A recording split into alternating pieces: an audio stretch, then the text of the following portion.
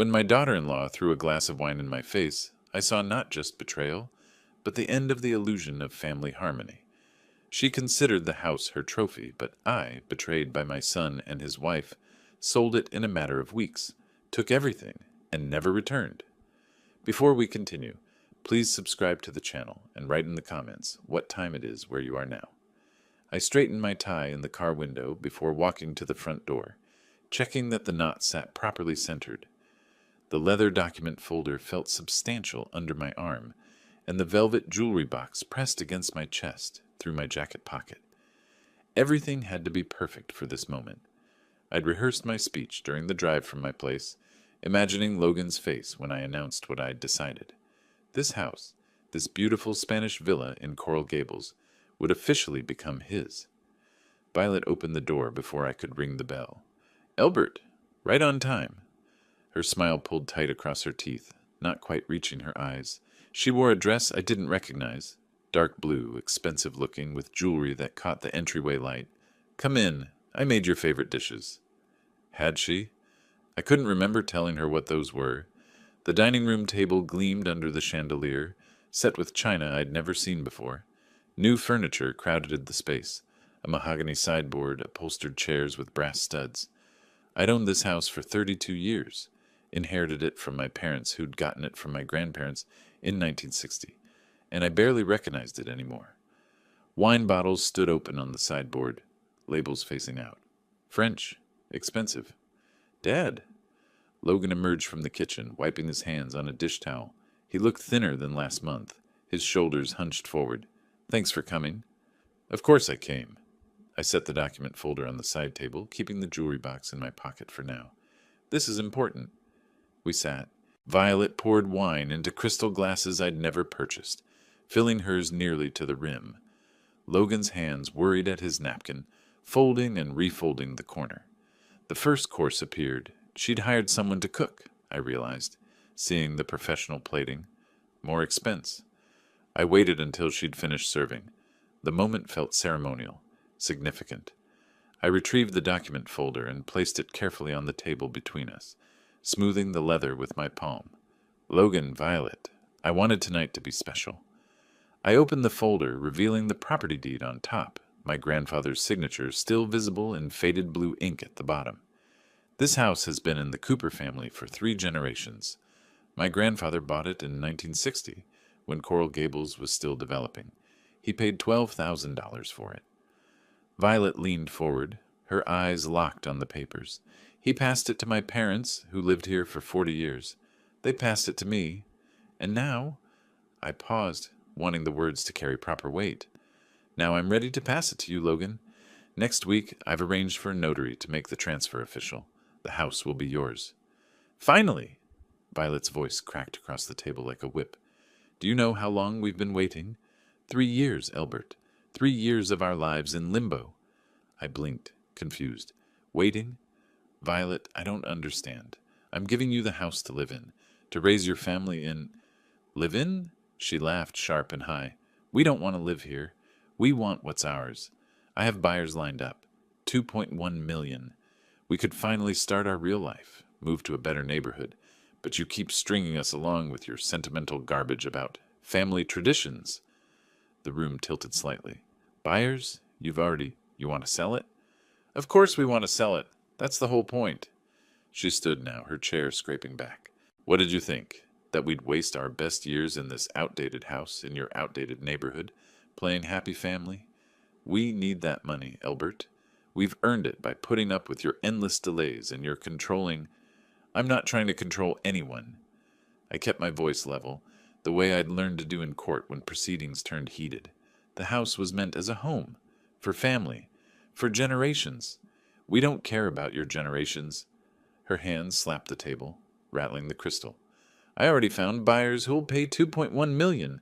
That's our ticket out, our chance to actually build something. But you pathetic old manipulator, you think you can keep us hostage with your money." Logan stared at his plate. His knuckles had gone white around the napkin. "Logan," I turned to my son, searching for recognition in his face. "Did you know about this? About selling?" He opened his mouth. Nothing came out. His eyes stayed fixed downward. Of course he knew. Violet grabbed her wine glass. He's my husband. But he's too weak to stand up to you. Too afraid of disappointing Daddy? Well, I'm not afraid. This is our house. We've earned it. The wine hit my face cold and sharp, red liquid splashing across my vision. It soaked into my white shirt, dripped from my chin onto the papers I'd laid so carefully on the table. The documents darkened at the edges, blooming with red stains. You pathetic old man, Violet hissed. You think you can control us with your money? This is our house. We earned it. I stood slowly. Wine dripped from my collar, pooling on my shirt. My hands moved deliberately. I set down my napkin, gathered the wine-stained documents, tucked them back into the folder. The velvet jewelry box remained in my pocket, ungiven. Logan hadn't moved, hadn't spoken, hadn't looked at me once. I walked to the door. Behind me, Violet's voice rose again. See? I told you your father never respected us. I told you he'd never let go. The front door closed behind me with a soft click. I walked to my car, each step measured. My hand trembled when I reached for the door handle, the first brake in control, and I gripped it harder until the shaking stopped. Inside the car, I adjusted the rearview mirror. The wine-stained shirt collar reflected back at me, dark and damning. I sat in that driveway for several minutes before starting the engine. The drive to Coconut Grove usually took 15 minutes. That night, I missed my exit, caught in some blank space between thinking and not thinking. A horn blared behind me when I corrected too slowly. My knuckles ached from gripping the steering wheel. At every red light, I looked down at the wine stains spreading across my chest, dark and sticky. My condo building rose against the night sky, modest compared to the Spanish villa. I'd moved here 3 years ago after retirement, wanting something simple, manageable. 2 bedrooms, balcony facing the ocean. Rental furniture I'd never bothered to replace.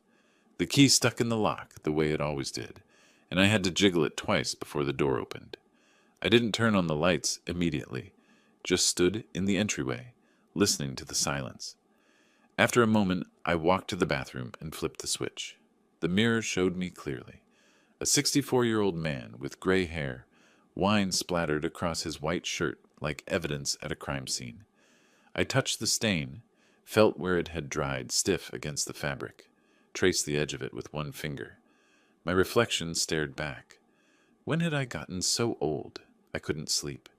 The wine had dried completely now, the shirt uncomfortable and tight. I should have changed it, should have thrown it in the wash, but I didn't. Instead, I walked to the balcony and sat in the wicker chair I'd bought at a discount store. Below, the ocean moved in darkness. Waves I could hear but not see. The wine stain felt like a brand. I kept touching it, confirming it was real. 3 years ago, Logan had come to my retirement party at the courthouse. 30 years on the bench, and they'd given me a plaque and a speech about justice and fairness. Logan had pulled me aside near the end, away from the others. Dad, I know this is asking a lot, but Violet and I hit some financial turbulence. Bad investment timing. Could we stay at the Coral Gables house temporarily? Just until we get back on our feet? 6 months? Maybe a year? I'd said yes before he finished asking. Of course, son. That's what family does. Don't worry about rent. Just focus on getting stable. I'll keep handling the property taxes and insurance. He'd hugged me, thanked me, said I was saving them. 6 months became a year, became 2 years. I never asked when they'd leave because I didn't want them to. I liked knowing they were in the house my grandfather built, keeping the family legacy alive. Year 2, Logan called on a Tuesday. Dad, Violet has this amazing business opportunity. We just need $25,000 to get started. It's going to be huge. She's already got clients lined up. I wrote the check that afternoon, drove to the villa to hand it to him personally. He'd seemed nervous, shuffling his feet in the doorway. Violet had stayed in the back room, called out a thank you I barely heard. That was 2 years ago. The business never materialized. The money was never mentioned again. When I asked about it once, casually, Logan had changed the subject to the weather. I reached up and touched the wine stain again. Still there. Last Thanksgiving, I'd asked if I should bring anything to dinner. Violet's voice on the phone had been matter-of-fact, almost kind. Elbert, you don't need to come for Thanksgiving this year. We're having some of our friends over. Younger crowd, you know.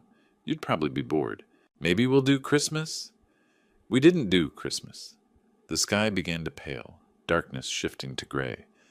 I went inside and retrieved the wine-stained documents from where I'd set them on the entry table, spread them across my small dining table. Property deed, transfer forms, insurance records. I'd been paying $18,000 a year in property taxes, $4,500 in insurance, utilities, maintenance, 3 years of that, plus the $25,000 loan, $115,000 roughly, and they'd already found buyers. $2.1 million, she'd said, already found them, while living rent-free in my house, spending my money on French wine and designer clothes and furniture I'd never approved. They were never grateful. They were waiting for me to be generous enough to let go completely, waiting for me to transfer ownership so they could cash out. 3 years of my life, and I was nothing more than an obstacle to their real estate transaction. Logan hadn't said a single word, not when she threw the wine, not when she called me a manipulator, not when I walked out. He'd sat there, staring at his plate, choosing her over me without even the courage to admit what he was choosing. Dawn broke fully. I stood and walked back to the bathroom mirror. The wine stain on my collar looked almost black in the morning light. I studied my face again, the lines around my eyes, the gray in my hair. I'd spent 3 decades on the bench, weighing evidence, applying law, delivering justice. I knew the difference between mercy and being a fool. I had extended mercy. They saw weakness. I touched the wine stain one last time, then slowly unbuttoned the shirt, folded it carefully, precisely, the way I'd folded my judicial robes at the end of each day. I placed it in the bottom drawer of my dresser. Evidence, not to be discarded. Then I opened my laptop and sat down at the dining table. The wine-stained property documents spread before me like case files. Time to apply the law. The laptop screen glowed in the pre-dawn darkness. I opened a blank spreadsheet and titled it Evidence.lsx, a habit from my judicial days when every case needed documentation, categorization, proof. The next 2 weeks passed in methodical analysis. My small dining table transformed into a workspace. Documents spread in organized piles, yellow legal pads covered in numbered lists, my laptop perpetually open to Florida property law websites. I worked the way I'd worked for 30 years on the bench, systematically, thoroughly, without emotion clouding judgment. First, the property documents. I examined every page.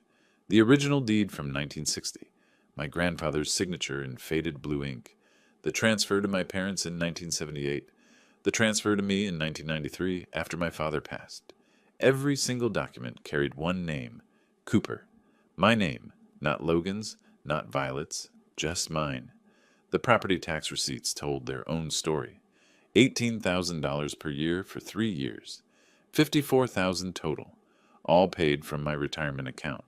I found the insurance policies, my name, my payments, $4,500 annually. Another $15,000 over 3 years.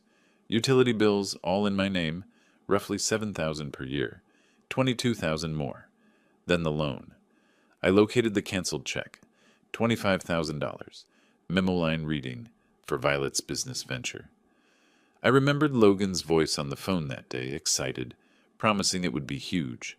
The business never materialized. The money never came back, never even mentioned again. I entered each number into the spreadsheet, double-checking against receipts.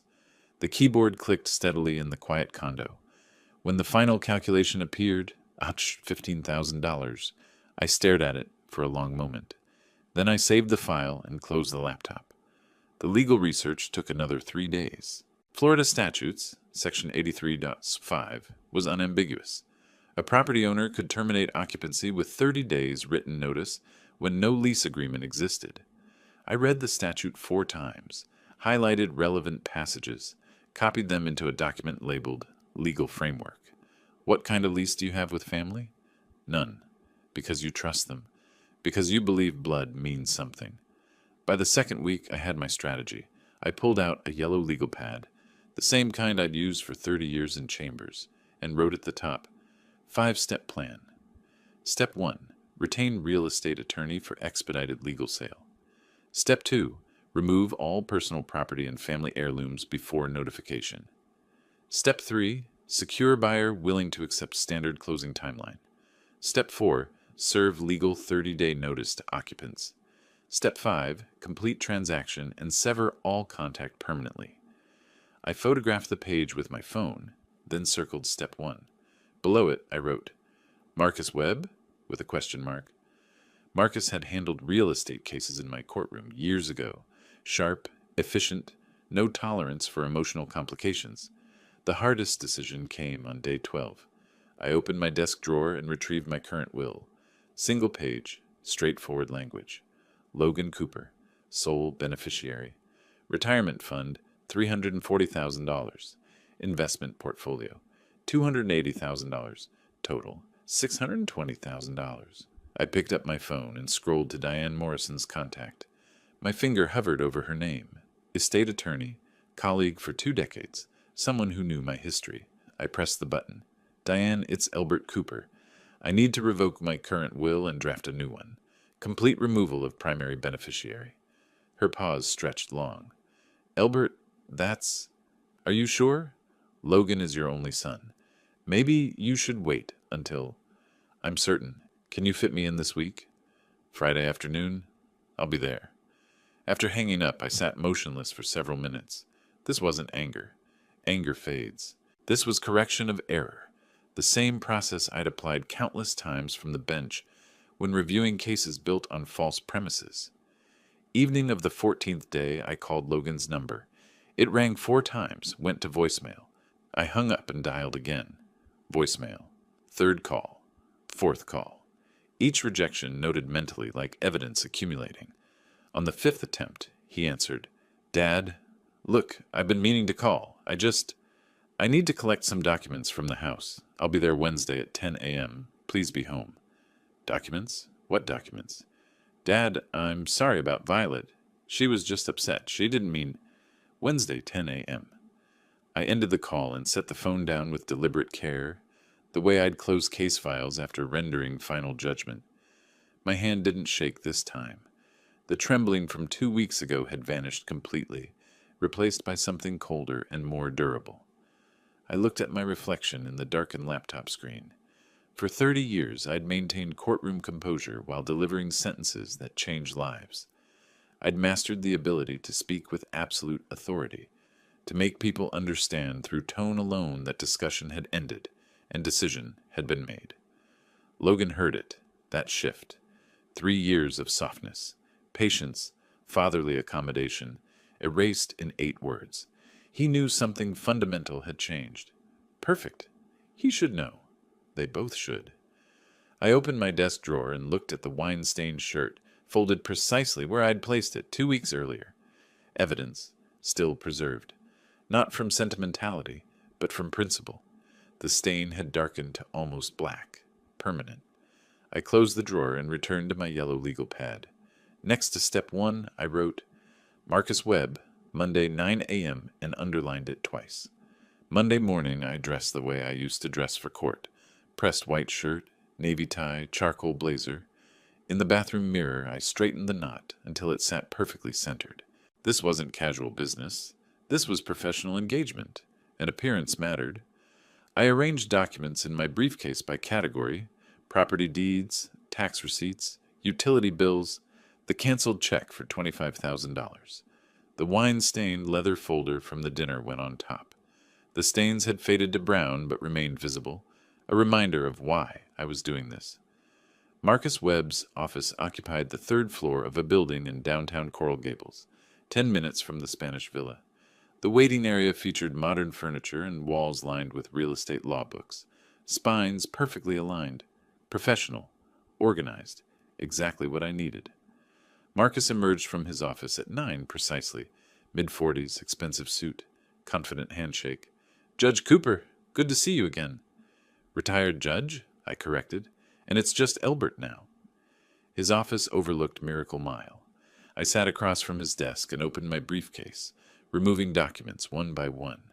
Property deed, tax receipts organized by year, insurance policies, utility statements, the canceled check, each document placed deliberately, creating a visual map of evidence.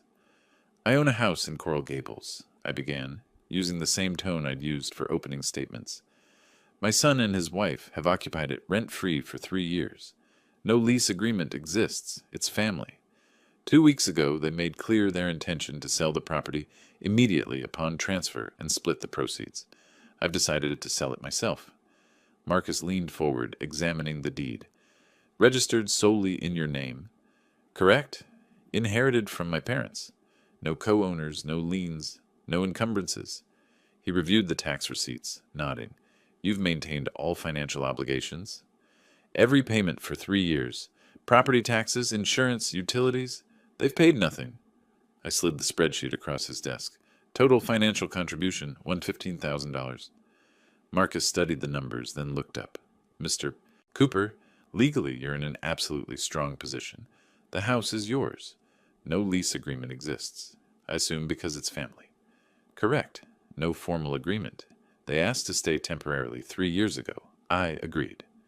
Then under Florida law, they're occupants without lease. You can sell the property at will. You're just obligated to provide 30 days written notice before they must vacate. The confirmation settled something in my chest. Not satisfaction exactly, but validation. My research had been accurate. The law was on my side. I want this handled quietly, I said. No advance warning. Find a buyer, close the deal, then notify them. Marcus tapped his pen against the desk. Understood. Typical closing takes 60 days. We'll need that time for title search, inspections, paperwork. You'll serve notice 30 days before closing. That's legally compliant, and gives them minimal time to interfere. Your fee? Full representation through closing, 8 out of 500. Acceptable. When can we start? I'll draft the listing agreement today. We can have the property on market by week's end. He paused. One question. Personal property in the house. Furniture, belongings. Any concerns there? I'd anticipated this. Significant concerns. The house contains valuable pieces that belonged to my parents. Antique dining set, approximately $12,000. Rare book collection, another $7,000 or $8,000. Paintings. My grandfather's stamp collection. I need to remove them before the sale. You have absolute right to remove personal property, but given the tension, I'd recommend doing it carefully. Perhaps hire professionals? Already planned. I'll handle it this week. We shook hands. I left his office with a signed representation agreement and a clear timeline. 60 days to closing. 30 days notice to occupants. 90 days total until I'd never see that house, or them, again. The next 2 days I spent preparing for Wednesday's visit. I made lists of every valuable item I could remember in the house, particularly in my old study. The room Logan and Violet had avoided because it contained old stuff. My grandmother's mahogany dining set with 8 chairs. My father's law library, first editions of landmark cases. Paintings I'd inherited. That study held $30,000 in family heirlooms they'd ignored for 3 years. Wednesday morning arrived. I drove to Coral Gables, carrying a camera, tape measure, and my yellow legal pad.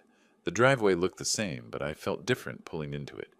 No nervousness, no anticipation, just cold purpose. Logan opened the door before I knocked. His eyes were shadowed, face drawn. Dad, thank you for coming. Listen, about last week, Violet was just... She gets emotional about money, but she didn't mean... Not now, Logan. I'm here on business. Business? What business? Dad, can we just talk about... I brushed past him. Where's the key to the study? The study? It's unlocked, but why... I walked down the hall without answering. Violet's absence registered immediately. She was home. I could sense it, but staying in the bedroom. Demonstrative contempt. She couldn't even bother to face me. The study looked exactly as I'd left it 3 years ago. Mahogany furniture gleaming, books lining 2 walls, paintings hung precisely where my father had placed them. I set my camera on the desk and began systematically photographing each piece. Multiple angles, close-ups of maker's marks, measurements recorded on my legal pad. Logan appeared in the doorway. What are you doing? I didn't look up. Inventory of personal property. These items belong to me. I have every right to document my own possessions. But why now? What's going on? I'm clarifying ownership. I photographed the dining set, counting chairs, noting the carved legs. These pieces were never part of the house. They're my personal property. He shifted his weight, hands in pockets. You're not going to take all this stuff, are you? These things have always been here. They're part of the house. I stopped photographing and turned to face him, made eye contact, held it until he looked away. Logan, these pieces belong to my parents. My grandmother's dining set, my father's book collection. They were never part of the house structure. They're mine. I'll remove them when the time comes. When the time comes? What does that mean? Dad, you're scaring me. Good. I returned to photographing. He stood in the doorway another 5 minutes, then disappeared. I heard murmured voices from the bedroom. Him reporting to Violet, probably. I didn't care. The inventory took 90 minutes. Every piece documented, measured, cataloged. When finished, I walked to the front door. Logan materialized from the kitchen. Dad? I nodded once, acknowledgement, not warmth, and left. In my car, I pulled out my phone and searched. Antique Appraisal Coral Gables. The top result showed 4.9 stars, 200 reviews. Timeless treasures. Owner, Ruth Castellano. Specializes in estate appraisals and furniture authentication. I composed an email. Ms. Castellano, I need professional appraisal of antique furniture and rare books at a property in Coral Gables. The items include early 20th century mahogany dining set, collection of first edition legal texts, and various estate pieces. I may also need assistance with careful removal and storage. Available next week, Elbert Cooper. I reread it, deleted my son and his wife live there currently, and replaced it with nothing. Sent. Driving home, my phone pinged. Ruth's response, Mr. Cooper, I'd be happy to help with your appraisal. I can schedule a visit next week. Would Tuesday morning work for you? I pulled over and typed, Tuesday at 10 a.m. I'll coordinate with current occupants. Not my son. Occupants. I sent the message and merged back into traffic, heading toward Coconut Grove. Step 2 was progressing exactly as planned. The following Monday morning, I arrived at the Coral Gables house 10 minutes before Ruth. I'd told Logan this was a professional insurance appraisal. Plausible, unalarming. He'd agreed nervously over the phone, promising he and Violet would stay out of the way. Ruth's SUV pulled into the driveway at exactly 10. She stepped out wearing simple linen pants and a crisp white blouse, silver hair pulled into an elegant low bun. She carried a leather tool case in one hand and a tablet in the other. Everything about her movements suggested quiet competence. No rushing, no hesitation. Logan opened the door before we reached it. Good morning. You must be the appraiser. He extended his hand. Ruth shook it briefly. Ruth Castellano. I'm here to assess estate pieces for Mr. Cooper. Professional, courteous, nothing more. Violet appeared behind Logan, dressed carefully in a way that suggested she'd spent time preparing. Hello. I'm Violet, Logan's wife. We live here. She smiled, extending her hand with exaggerated warmth. This is such a beautiful home, isn't it? Ruth's handshake was even briefer. Ruth Castellano. Then she turned to me. Shall we begin, Mr. Cooper? I'd like to examine the mahogany set first while the morning light is optimal. Violet's smile faltered. I led Ruth to the study, leaving Violet standing in the hallway, dismissed without rudeness, simply through professional focus. In the study, Ruth set down her case and pulled out white cotton gloves. She put them on before touching anything.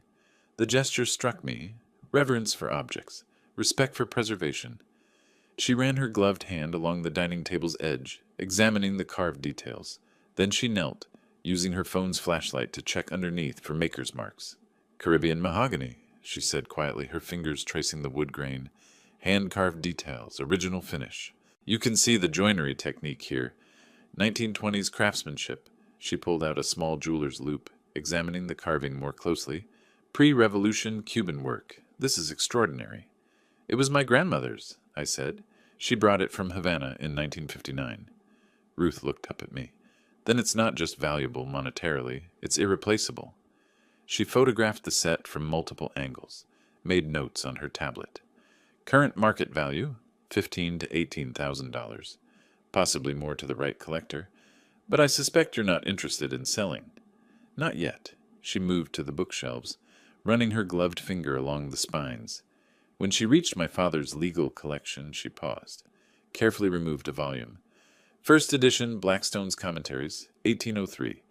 She opened it at the spine's natural breakpoint, photographed the title page. Remarkable condition. The binding is original, sheep's leather. My father's prize piece. He had excellent taste.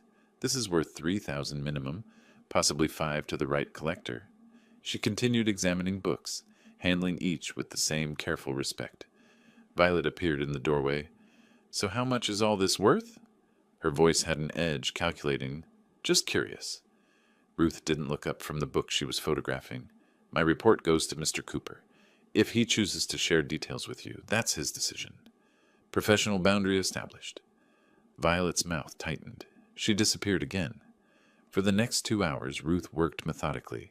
She examined paintings, measured furniture, photographed my grandfather's stamp collection. Every item documented with photographs, measurements, condition notes. At one point, I found myself alone with her in the study. Logan had retreated somewhere. Violet had given up hovering. Ruth paused, looked at me directly. Mr. Cooper, may I ask something? Her voice was gentle but curious. Why are you having your own possessions appraised in what appears to be your own home? I hesitated. Something about her directness, her lack of judgment, made me answer honestly. Because this is no longer my home. I'm going to take what belongs to me before I leave, permanently. She held my gaze for 3 seconds, then nodded once. I understand. Do you? Yes, I do. No prying questions, no demands for explanation, just acceptance. Ruth returned to her tablet, made a few more notes. Then, you'll need help removing these pieces. They're fragile, valuable, and based on the tension I'm sensing here, you'll want this done discreetly, quietly. Am I correct? Very. I have a professional team. We can do this in 1 day when the house is empty. Climate-controlled truck, proper equipment, secure storage. She looked at me.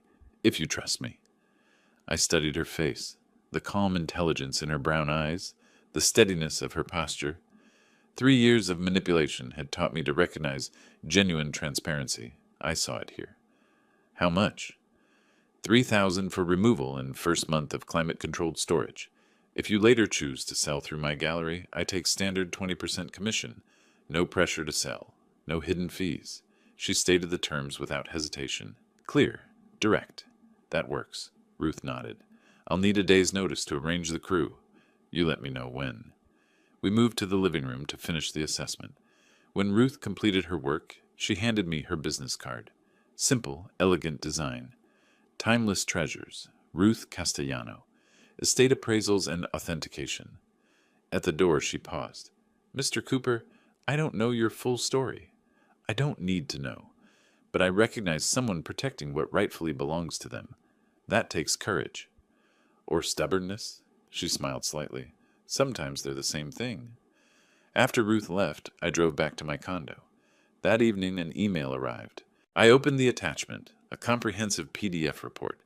Every item photographed, appraised, with detailed condition notes and market values. Completely professional. Then I scrolled to the bottom. A handwritten note, scanned. If you ever need someone to simply talk to, my door's open. I know how betrayal by loved ones hurts. I survived it. You will too. Ruth. I stared at that note for several minutes. Someone saw. Someone understood. For the first time in weeks, the cold determination inside me thawed slightly. Not weakness, just the recognition that I wasn't completely alone in this. I picked up my phone, started to type a response, then stopped, set the phone down, walked to my balcony overlooking the ocean. The waves moved in darkness below. Ruth's words echoed. I survived it. You will too. Maybe I would. 2 weeks later, Marcus called. Albert, I have good news. Couple from Chicago, late 50s, looking for Florida retirement property. They love Spanish architecture, offering $182 million. That's below market, I said, though I knew it didn't matter. By $30,000, yes. But they're waiving inspection, paying cash, willing to close in 60 days. Clean deal. I'll take it. Excellent. Come by tomorrow to sign. I'll prepare the official notice for Logan and Violet. They'll receive it Monday. I hung up and immediately called Ruth. Can your team move everything this Saturday? Before the notice is delivered? Absolutely. I'll arrange it. Then I dialed Logan. He answered on the third ring. Dad, I need to collect personal items from the house Saturday. I'll have a moving truck from 9 to 3. It would be easier if you weren't there. Personal items? What items? Dad, I don't understand. I heard movement, then Violet's voice cutting in. She'd grabbed the phone. You can't just come here and take our things. This is our home. Violet, they're my belongings from my house. You'll receive a detailed list. Saturday, 9 a.m. I ended the call before she could respond. Saturday morning arrived clear and warm. I reached the house at 8:45. Ruth's specialized moving truck turned onto the street at exactly 9, followed by her SUV. 3 men stepped out, all wearing matching uniforms. Professional movers, not day laborers. Ruth carried a clipboard. Logan opened the door. His face looked drawn. Violet stood behind him, arms crossed, dressed as if she were attending a business meeting. They'd decided to stay, to monitor, to control what they could. Good morning, Ruth said pleasantly. We'll work as quickly as possible to minimize disruption. She handed Logan a document. This is the inventory we'll be removing. Everything listed was previously documented and photographed as Mr. Cooper's personal property. Logan took it, hands shaking slightly. He scanned the pages. 3 sheets, single-spaced. Photos attached. His mouth opened, closed. Ruth's crew began immediately. They moved with practiced efficiency. Furniture dollies, protective blankets, careful maneuvering. One man individually wrapped each leg of the mahogany dining chairs. Another used archival boxes for the rare books, placing acid-free tissue between volumes. Violet followed them, voice rising. That table has been here for years. It's part of the house. You can't just take it. Ruth turned to her, expression neutral. Ma'am, this furniture is documented as the property owner's personal belongings. Each piece was inherited from his parents. You have no legal claim. I'll call the police. Please do. Ruth's voice remained calm. I have complete documentation, signed inventory, and proper authorization. Officers will confirm we're operating legally. Violet didn't call. She continued following the movers instead, her protests becoming shriller as the truck filled. Logan stood in the hallway, statue still, watching his grandfather's furniture disappear. He looked at me once. I looked back. He turned away. The operation took 4 hours. Mahogany dining set. Book collection, paintings, tools from the garage, photo albums I'd stored in a closet, my father's desk. Everything on the list, nothing beyond it. When the last box was loaded, I approached Logan, held out a sealed envelope.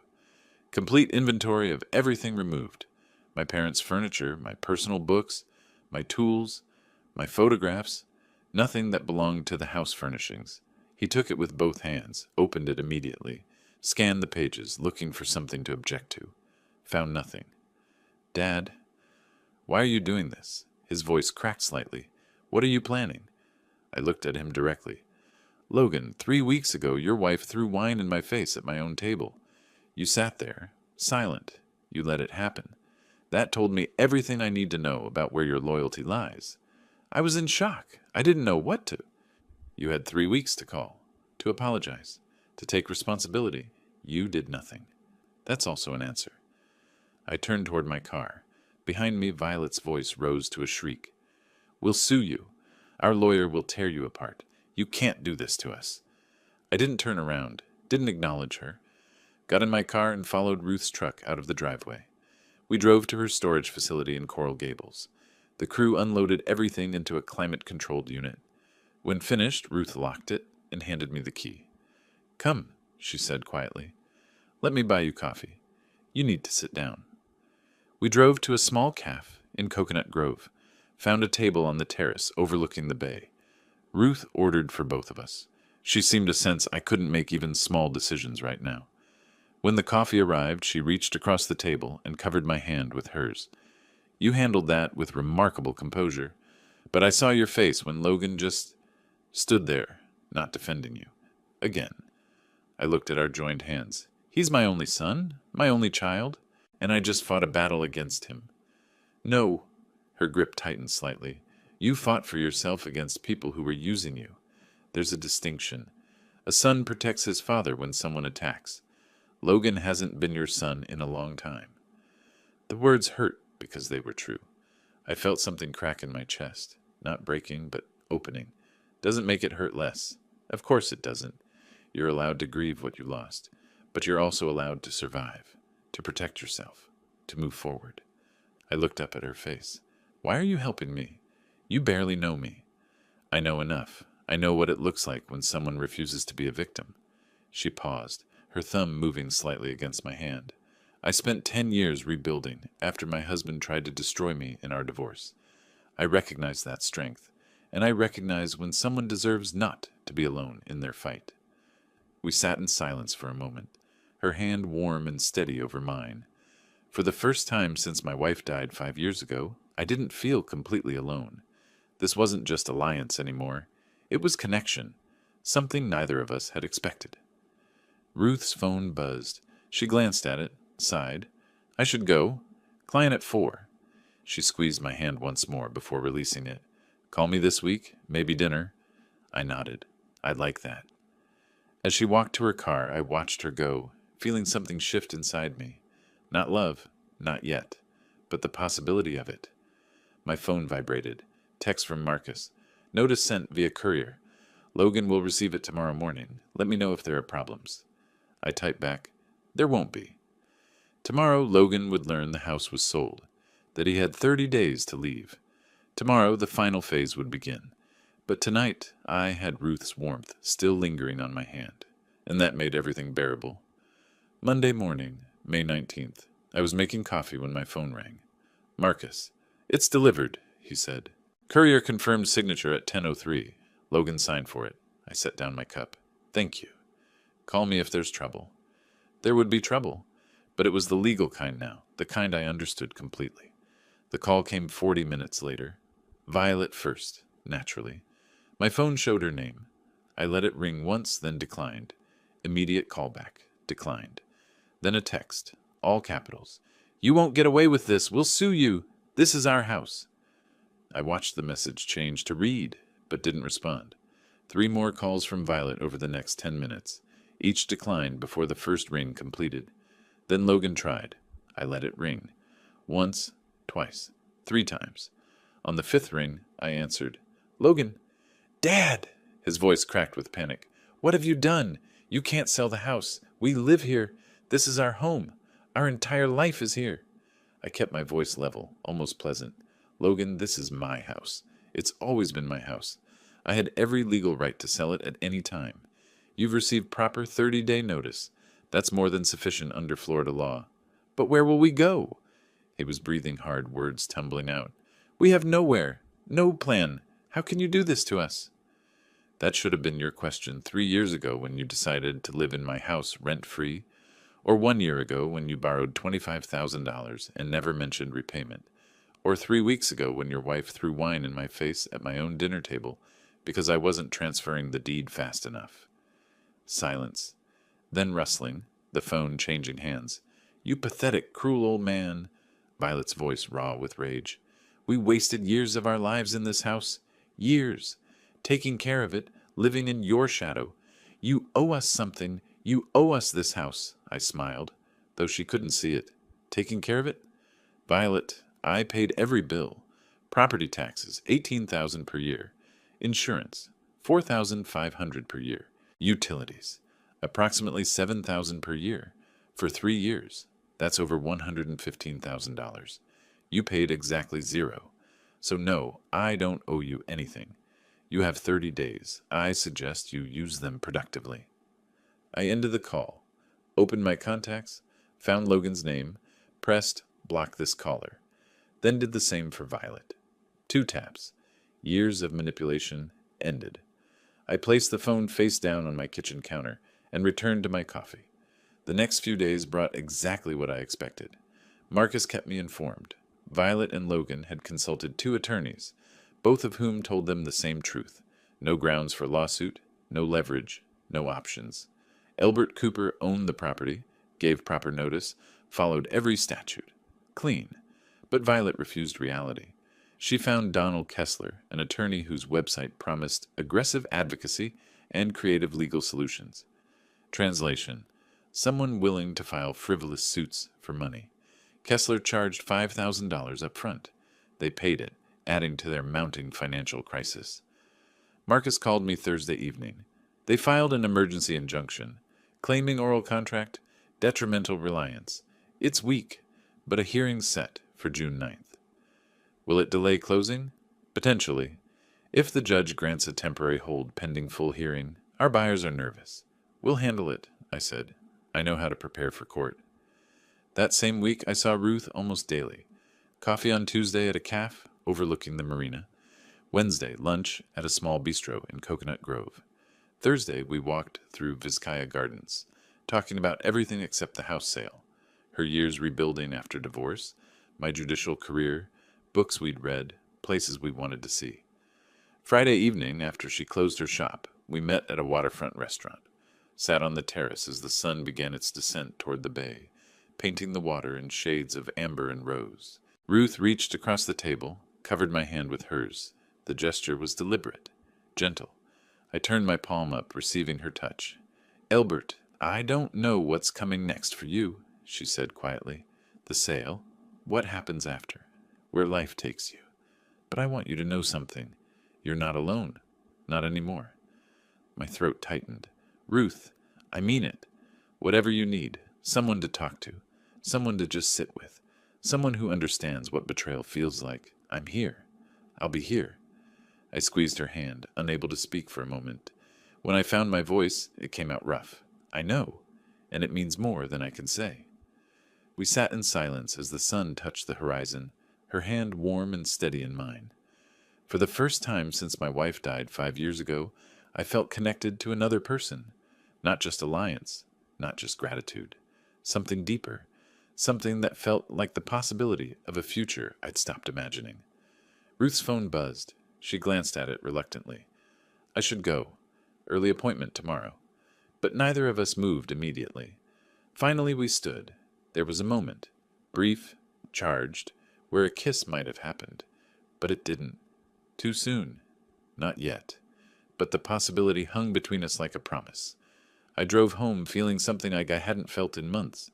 Not the cold determination that had sustained me through planning and execution. Something warmer. Peace, maybe. Or hope. My phone rang as I pulled into my building's parking garage. "Marcus, we have a situation," he said. "They've filed that injunction. Court hearing scheduled June 9th. We need to prepare our response." I parked, sat in the darkness for a moment. "I'll be ready." The battle wasn't over, but looking at Ruth's last text, "Thank you for tonight. Sleep well?" I realized I had something worth fighting for beyond just justice. I had a reason to win, and then move forward. I spent the next week preparing like I was back on the bench, except this time I was building the case instead of judging it. Every bank statement showing house payments, every email exchange with Logan. I searched for any mention of transfer or ownership promise. Found nothing. Only language about staying temporarily and getting back on your feet. I drafted my affidavit myself, typing slowly but precisely. 30 years of reading sworn statements had taught me exactly what judges needed. Facts, dates, dollar amounts, no emotions, no editorializing, just the truth, documented and verifiable. Marcus notarized it in his office. "This is excellent work," he said, reviewing the exhibits I'd organized. 36 months of payments, the unreturned loan, their complete lack of financial contribution. It's overwhelming. It's accurate, I corrected. That makes it overwhelming. The buyers called Marcus twice that week, nervous about delays. He assured them the case was frivolous, would be dismissed quickly. I hoped he was right. June 9th arrived warm and clear. I dressed carefully. Navy suit, white shirt, conservative tie, the uniform of professional credibility. I'd worn versions of this outfit for 3 decades in courtrooms. Today felt like coming full circle. Miami-Dade County Courthouse stood familiar and imposing. I walked through security, the metal detector beeping. The ritual is known to me as breathing. These hallways, these courtrooms, this was my world, just from a different angle now. Marcus waited outside, courtroom 4B. "Judge Morrison, I've appeared before her. Fair, efficient, doesn't tolerate nonsense." "Good." We entered. The courtroom was small, designed for quick motions and hearings rather than trials. Violet and Logan sat at the plaintiff's table with Donald Kessler. Violet wore black, a dress I'd never seen, hair pulled back severely, minimal makeup, the costume of victimhood. Logan wore a suit that didn't fit properly, his face pale, his eyes avoiding mine. Judge Morrison entered, mid-50s, efficient movements, sharp eyes behind reading glasses. We stood. She sat. We sat. Emergency motion for injunction, she said, glancing at her notes. Mr. Kessler, you filed. You may proceed. Kessler stood, adjusted his tie. Your Honor, my clients are a young couple who lived in this home for 3 years, with the owner's explicit verbal permission and repeated promises that the house would be theirs. They invested their lives, their time, their emotional energy into this property based on his assurances. Now, suddenly, without warning... Objection, Marcus's voice was calm. The claim of without warning is factually incorrect. Plaintiffs received legal 30-day notice as required by Florida statutes, Section 8305. Judge Morrison looked at Kessler. Sustained. Mr. Kessler, stick to facts, please. Kessler adjusted again, continued. My clients relied on oral promises made repeatedly by Mr. Cooper. They had every reason to believe... Excuse me. Judge Morrison held up one hand. Do your clients have any written evidence of these alleged promises? Any emails, texts, letters? Kessler hesitated. Well, Your Honor, family agreements are often verbal. That's not what I asked. Do you have written evidence? Yes or no? No, but thank you. Mr. Webb, your response? Marcus stood, placed a thick folder on the podium. Your Honor, plaintiffs cannot produce written evidence because no such promises existed. Meanwhile, Mr. Cooper has provided 36 months of bank statements proving he paid all property taxes, insurance, utilities, and maintenance, totaling over $115,000. Plaintiffs contributed $0. They lived rent-free for 3 years. This is not detrimental reliance. This is exploitation of generosity. Judge Morrison began flipping through the exhibits. Her expression grew progressively stern. Mr. Cooper, she said, addressing Logan directly, I have some questions. Do you have any written document, email, text message, letter, where your father agreed to transfer this property to you? Logan stood awkwardly. No, Your Honor, but he said verbally that the house was for family. Did you pay rent to live in this house? No, but it's family, so... Did you pay property taxes? No. Insurance premiums? No. Utility bills? Logan's voice dropped to barely audible. No. So you lived completely free of charge for 3 years? A long pause. Yes. Judge Morrison removed her glasses, set them on the bench, looked at the exhibits again, looked at Kessler. I've reviewed the motion and the response. This case is straightforward. Her voice carried the weight of final judgment. Under Florida law, oral promises regarding real estate transfers have no legal effect without written contract. Florida statutes, Section 725, Item 1, Statute of Frauds. Mr. Elbert Cooper owned this property. He paid all expenses. He provided legal notice. He has the absolute right to sell it. This motion is denied. Plaintiffs must vacate the premises by June 15th as legally notified. She picked up her gavel. Court is adjourned. The strike of wood on wood echoed in the small room. Final. Irreversible. Violet made a sound, strangled, disbelieving. Logan's head dropped. Kessler tried to speak, but Judge Morrison had already stood and exited through her chamber's door. Outside, in the courthouse plaza, Violet lost what remained of her control. She rushed at me, heels clicking rapidly on concrete. You destroyed us, she screamed. You destroyed your family. What kind of father does this?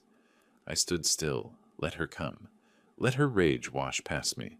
When she finished, I spoke quietly. No, Violet. You destroyed the family when you threw wine in my face in my own home. I simply corrected the mistake I made 3 years ago when I trusted you with my property. We gave you 3 years of our lives. I gave you $115,000, a home, and unconditional support. You gave me contempt. I'd say you got the better deal. Behind her, Logan approached slowly. His voice cracked. Dad, please. We have nowhere to go. No savings. What are we supposed to do? I looked at my son, really looked at him, saw the man who'd sat silent while his wife abused me, the man who'd taken everything and given nothing back. Logan, You had income for 3 years. Good income. If you hadn't spent every dollar living in a house worth $2 million rent-free, enjoying prestige you couldn't afford, you'd have savings. You made choices. Now you live with them. I turned toward the parking area. Goodbye, Logan. Not son, just his name. The relationship was already gone. Now the word was too. I walked to my car. Behind me, Logan called out something I didn't catch. Didn't turn. Got in my car, started the engine, drove away. In the rearview mirror, Logan standing on the courthouse steps. Violet screaming at him now, turning her fury on the only target left. I drove directly to Ruth's shop. She saw my face through the window, immediately flipped the sign to closed, and led me upstairs to her private office. She made tea. Didn't ask questions. Just waited. I won, I finally said. Complete victory. Judge didn't even hesitate. And I feel terrible, Ruth finished softly, because he's your son, and you just had to beat him in court. I nodded, couldn't speak. She crossed to me, wrapped her arms around my shoulders. I let my head rest against her, let the weight show. Listen to me, she said, her voice steady against my ear.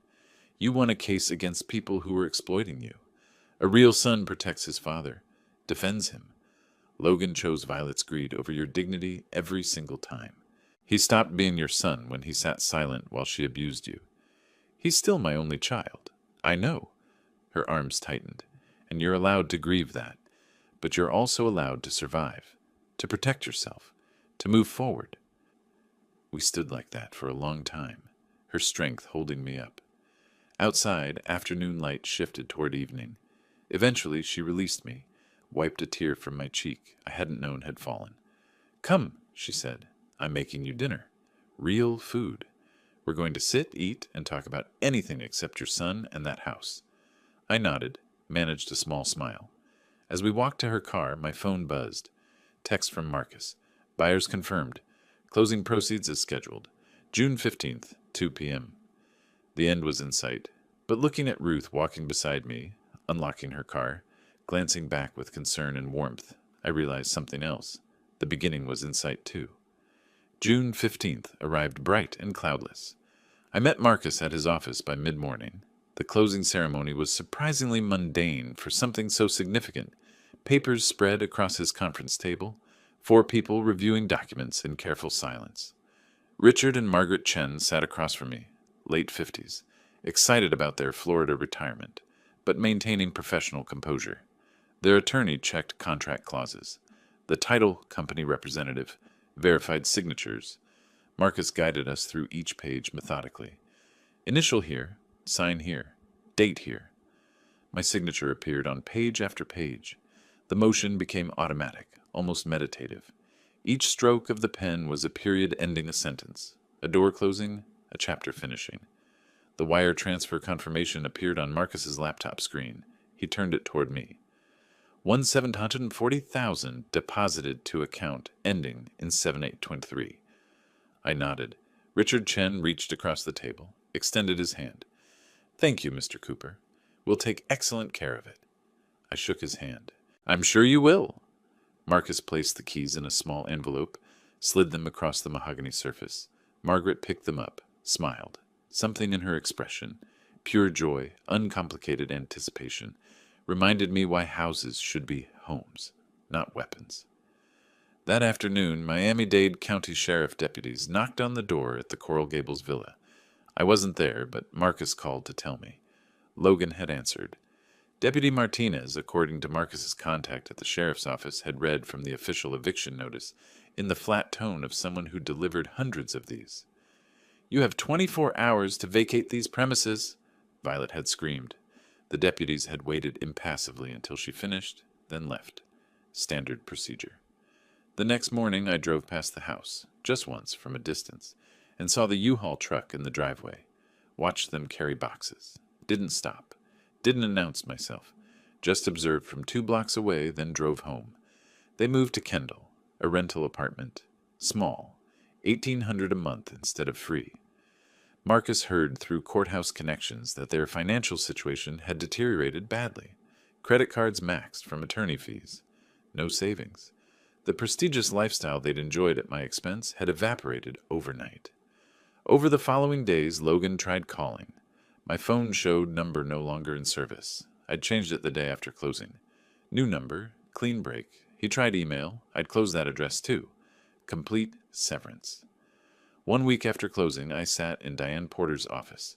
We'd worked together 15 years. She'd handled my wife's estate, various legal matters, my previous will. She knew my history. "Elbert," she said, reviewing my request, "I have to ask, are you absolutely certain about this? Logan is your only child. Sometimes family rifts heal with time." "Diane," I kept my voice level. My son sat silent while his wife threw wine in my face at my own dinner table. He borrowed $25,000 with promises of repayment that never materialized. He lived in my house for 3 years without contributing a single dollar. When I needed him to be a son, he was absent. Why would I reward that? She sighed, nodded. "I understand. Who do you want to designate as beneficiaries?" 2 recipients, the Florida Judicial Veterans Support Fund, $340,000 from my retirement fund, and Ruth Castellano, $280,000 from my investment account. Diane looked up, surprised. Ruth Castellano, from Timeless Treasures? I've met her at charity events. I smiled slightly. Yes, when everyone else saw me as a resource or an obstacle, she saw me as a person. That matters. It matters very much. Diane's expression softened. I think that's a beautiful choice. The new will took a week to draft. I reviewed it carefully, approved every clause, signed it in Diane's conference room with 2 paralegals as witnesses. The notary pressed her seal into the paper. The physical impression made it real, irreversible. Logan was legally disinherited. The previous will formally revoked. Meanwhile, Ruth and I spent increasing time together, not just coffee anymore, dinners at quiet restaurants, weekend walks along the beach near Coconut Grove, gallery visits where we'd discuss paintings for hours, discovering we shared similar tastes, preference for landscape over portrait, color over monochrome, honesty over pretension. She told me more about her divorce 10 years ago, her husband's financial betrayal, the brutal legal battle, the years rebuilding her business and her trust. I shared more about my late wife, the gradual erosion of my relationship with Logan that had started years before Violet, my regret at not seeing it sooner. Late June, Ruth arranged for me to meet her son David, lunch at a bistro in Coral Gables. He was 40, software engineer, intelligent and warm, protective of his mother but not hostile. At one point, while Ruth was in the restroom, David leaned forward. "I'm going to be direct. My mother went through something terrible with my father. Took her a decade to rebuild. She's been alone because she's cautious. If you're with her, treat her right." "I intend to. She deserves nothing less." He studied my face for a moment, then nodded. "Good, because she talks about you constantly. I haven't seen her this alive in years." Mid-July brought an evening that felt suspended outside time. Ruth and I sat on my condo terrace, wine glasses between us, watching the sun paint the ocean in shades of amber and rose. Comfortable silence stretched between us, the kind that only comes when words aren't necessary. Finally I spoke. I thought my life was over at 64, that after everything with Logan I had nothing left except existing, going through motions. But you showed me I was wrong. "No." She turned to face me. "You showed yourself. You stood up. You fought for your dignity. I just had the privilege of watching. You were more than a spectator. Maybe we helped each other." I stood, held out my hand. She took it, rose. We stood close. The sunset behind us. The future uncertain but somehow less frightening than it had been months ago. I leaned forward. She met me halfway. Our lips touched softly, tentative at first, then more certain. 3 seconds. We pulled back, looked at each other, smiled. Then kissed again, longer.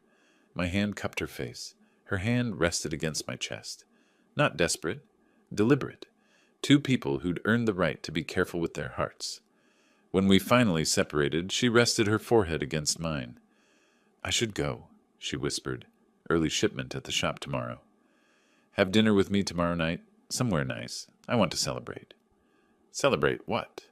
"New beginnings." She kissed me once more, quick and soft, then left. I stood alone on the terrace, looking at the darkening ocean, feeling something I hadn't felt in years. Not just peace, actual happiness. My phone buzzed, email notification, subject line, "From Logan." I stared at it for a long moment, then placed the phone face down on the table. Tomorrow. I'd read it tomorrow. Tonight was for this feeling, this warmth, this possibility, this life I was building from the ashes of the old one.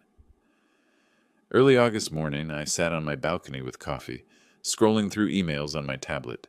The subject line stopped me. "From Logan Cooper, please read." I set down my cup, opened it. The email was long, longer than any communication Logan had sent me in years. I read standing, then sat slowly, read again, then a third time. "Dad, I don't know if you'll read this. I understand if you delete it, but I need to write it anyway. These past 3 months have been the hardest of my life. Not just financially, though that's been brutal, but emotionally. Violet and I are barely speaking. She blames me for everything. Maybe she's right. I've started therapy. The therapist asked me when I stopped standing up for myself. I couldn't remember. Maybe I never started. I let Violet control everything. I let her treat you terribly." I sat silent when she threw that wine. "I've been a coward. I'm not asking you to forgive me. I don't deserve that. But maybe someday, if you're ever willing, we could talk. Just talk. I miss my father." Logan. I walked to Ruth's shop, carrying the tablet like evidence. She looked up from cataloging a collection of vintage clocks, saw my face, immediately stopped working. I handed her the tablet without speaking. She read carefully, then looked up. "What do you feel?" I thought for a long moment. Relief, that he's finally seeing what I saw, and sadness, because recognizing the problem doesn't undo the damage, and freedom, because it's not my job to fix him anymore. "No," she said quietly, "it's not. He's 38 years old. If he's finally growing up, good, but he needs to do it for himself." Ruth nodded, handed back the tablet. "So what will you do?" I sat at her desk, opened my phone's email, typed slowly, deleted sentences, retyped. Ruth organized shelves nearby, glancing over occasionally but not hovering. When I finished, I held the phone toward her. "Does this sound right?" She read, nodded. I pressed send. "Logan, I received your email. I see you're beginning to understand what happened. That's good. That's progress. But I need you to know. I need time. Maybe a lot of time. Maybe forever. I don't know yet. What happened changed me fundamentally. I'm no longer the father who allowed himself to be used, who prioritized peace over respect. I'm a person who protects his dignity. If you're truly changing, and I hope you are, do it for yourself, not to regain my approval, not to access my resources. For yourself. Be well. Father." I placed the phone face down on her desk. Ruth crossed to me, wrapped her arms around my shoulders. "You handled that perfectly." Then she smiled. "Want to take a trip? Get away for a week?" We flew to Santa Fe mid-August, the high desert landscape spreading below the plain, red rocks, vast sky, space to breathe. We stayed at a small adobe inn with a courtyard filled with hollyhocks and sage. Days spent at the Georgia O'Keeffe Museum, wandering canyon road galleries, hiking trails with vistas that stretched forever. Evenings at intimate restaurants with green chili and local wine. Nights on the inn's rooftop under stars more visible than any I'd seen in years. One night, lying on woven blankets, the Milky Way stretching overhead, Ruth spoke quietly. "You know what I thought my life would be at 62? Quiet, small. The shop, routine, TV dinners, bed, lonely but safe. Then you walked into my life." "I walked in with a disaster," I said. "Betrayal, hurt, furniture that needed extracting from a hostile environment." She laughed. "Yes, all of that. And also dignity, strength, honesty. You were fighting for something real, for your own worth. I fell in love with that. With you." I turned to face her. "I fell in love with the person who saw me, not my bank account. I need to tell you something." I took her hand. "When I changed my will, removing Logan, I designated you as a beneficiary. $280,000. She sat up. "Albert, no. I can't accept. I don't want you thinking I'm with you for—" I placed my finger gently on her lips. "Stop. It's not about the money. It's about what you represent. You're the only person, besides my parents, who ever treated me like a human being instead of a resource to exploit. I want you to know you matter. You matter to me more than anyone has in years. Her eyes filled. You matter to me, too. We returned to Florida late August. Life settled into new rhythms. I sold the remaining antiques through Ruth's shop, earning $45,000, invested the house proceeds, $1.74 million, into a diversified retirement portfolio with a financial advisor Marcus recommended. I began volunteering at the Legal Aid Society of Miami, offering pro bono consultations to elderly clients. One afternoon, an elderly woman sat across from me, worried expression creasing her face. "My grandson keeps calling," she said. "Says I should put my house in his name for tax purposes, but something feels wrong." "Trust that feeling," I told her. "That's a common manipulation tactic. Your house is your security. Never transfer it unless you fully understand and truly want to." "But he's family?" "Family should protect you, not pressure you. Real family earns trust through respect, not manipulation." As she left, thanking me profusely, I felt something I hadn't expected. Purpose. My pain transformed into protection for others. Ruth expanded timeless treasures, hired an assistant, increased inventory. We maintained separate residences, both valued our independence, but spent 5 or 6 nights a week together. Late August evening, we sat on my condo balcony. Stars emerging above the ocean, comfortable silence between us. "Do you ever regret it?" Ruth asked quietly. "About Logan, how everything turned out?" I was silent for a long time, looking at the water. I regret that the son I raised, or thought I raised, disappeared somewhere along the way. I regret not seeing what was happening sooner. But I don't regret protecting myself. I was a good father. Too good. I let them take advantage. I corrected that. And for the first time in years, I sleep through the night. "That's not regret," she said. "That's wisdom. Maybe they're the same thing." I thought about life's strange mathematics. I'd lost a son, but found myself. Lost a house, but found a home. Not in walls, but in the woman sitting beside me. Lived 64 years thinking I knew what family meant. Turned out family isn't blood. Family is who respects you when it's inconvenient, who stands with you when it's hard, who sees you, not your resources. Violet was somewhere in Kendall, in a rental apartment, probably still considering herself a victim. Logan was there too, finally growing up, possibly too late for our relationship, but hopefully not too late for himself. And I was here, on this balcony, holding the hand of a woman who treated me with dignity. I'd won, not because I'd destroyed someone's life, because I'd rebuilt my own. I smiled. Ruth smiled back. We didn't say it aloud, but both knew.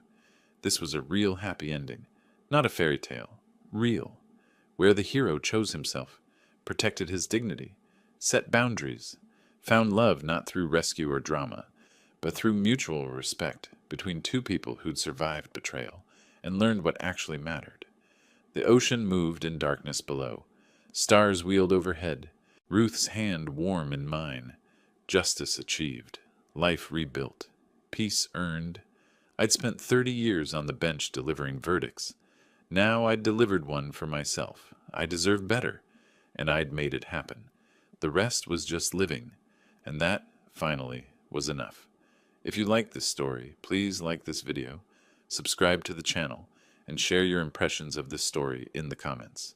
To listen to the next story, click on the box on the left. Thank you for watching.